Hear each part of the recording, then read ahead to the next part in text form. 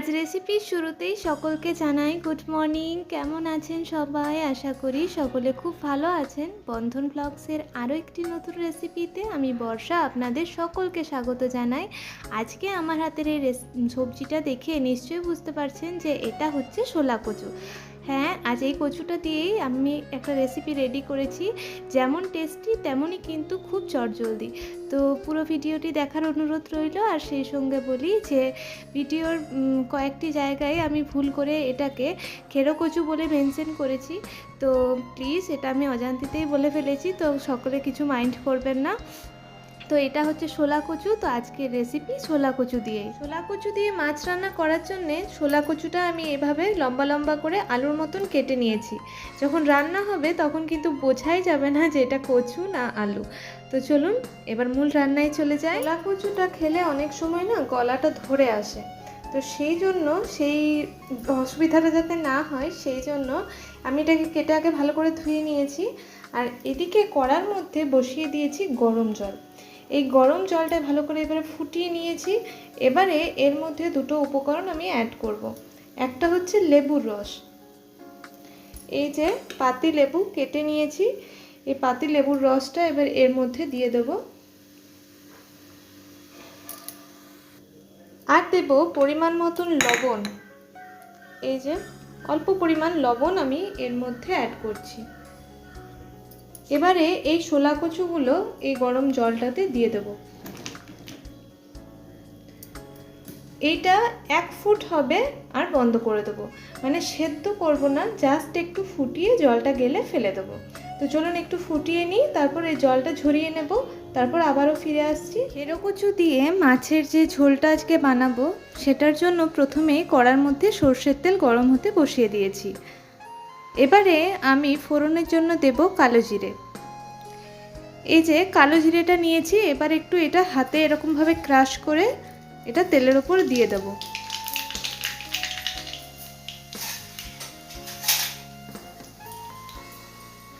কচুটা ভাপিয়ে নিয়েছি, এটা এবারে তেলের ওপর দিয়ে দেব।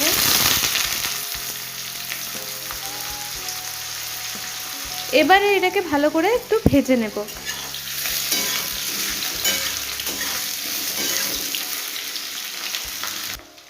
অল্প হলুদ গুঁড়ো দিচ্ছি, কচুটা যতটুকু ভাজতে লাগবে সেই রকমই অল্প করে দেব। আর এর মধ্যে দেব একটু নুন। ভাপাবার সময় তো নুন দিয়েছি, সেই জন্য এখন অল্প পরিমাণে নুন দিলাম। তো চলুন এটা ভালো করে আগে ভেজে নিই।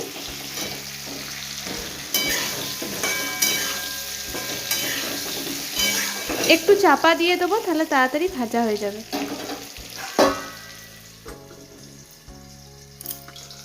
তো চলুন দেখি খেরো কচুগুলো কেমন ভাজা হলো। এই যে একেবারে আলুর মতন লাল লাল করে কিন্তু ভেজে নিয়েছি। এবারে এগুলোকে তুলে নেব।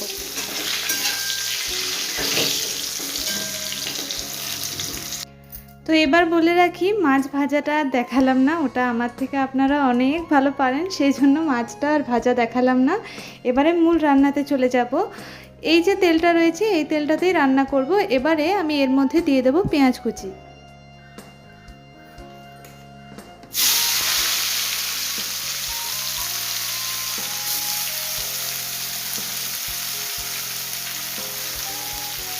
পেঁয়াজটা একটু ভালো করে ভেজে নেব।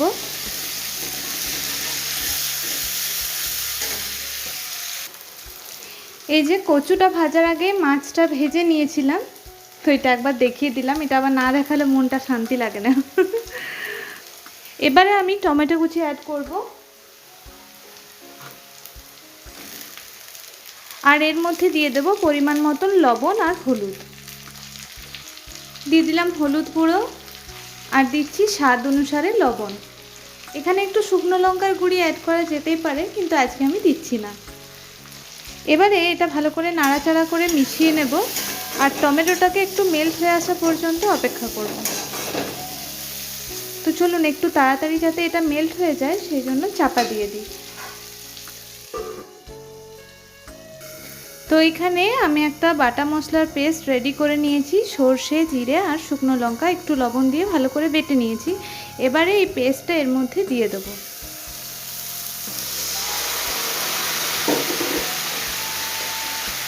আর পেস্টটা না আমি ছেঁকে নিয়েছি, ছেঁকে নিলে স্বাদটা কিন্তু খুব ভালো আসে।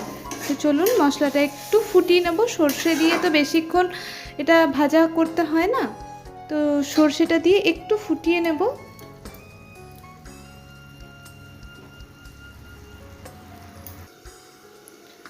তো চলুন চাপাটা খুলে দেখি। এই যে এবারে এর মধ্যে যে খেড়ো কচুগুলো ভেজে রেখেছি সেগুলো এর মধ্যে দিয়ে দেবো।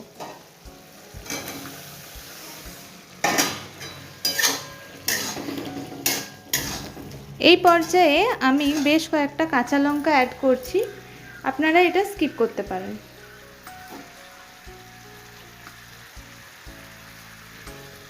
গোটা কাঁচা লঙ্কা দিলাম যাতে ফ্লেভারটা আসে আর ঝালটাও কম হয়। তো চলুন এবারে একটু আবারও চাপা দিয়ে দেব।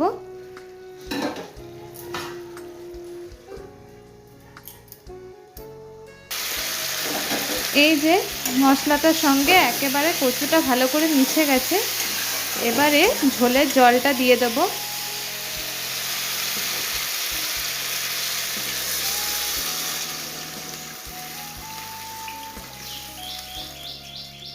ঝোল বানাবো সেজন্য জলের পরিমাণটা একটু বেশিই দেব।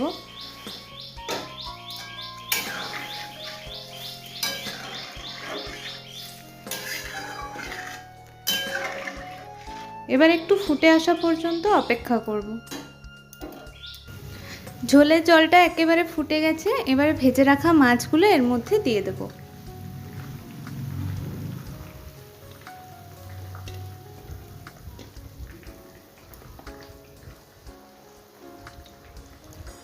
আর বেশিক্ষণের অপেক্ষা নয়, এবারে মাছগুলো দিয়ে একটু ফুটিয়ে নেব।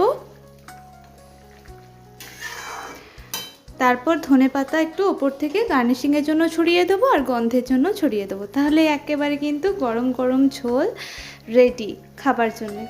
তো আজকের রেসিপি আপনাদের কেমন লাগলো জানাতে কিন্তু ভুলবেন না। ভালো লাগলে লাইক করবেন, কমেন্ট করবেন, শেয়ার করবেন, আর সেই সঙ্গে চ্যানেলে নতুন হয়ে থাকলে অবশ্যই কিন্তু চ্যানেলটি সাবস্ক্রাইব করে দেবেন। তো চলুন ঝোলটা এবারে নামিয়ে নিই আর এর ফাইনাল লুকটা করে আজকের ভিডিও শেষ করব। তো এই হচ্ছে আজকের রেসিপির ফাইনাল লুক। কেমন হয়েছে সকলে অবশ্যই কমেন্ট করুন। দেখা হচ্ছে আবারও নেক্সট অন্য কোনো ভিডিওতে। সকলে ভালো থাকুন, সুস্থ থাকুন। ধন্যবাদ।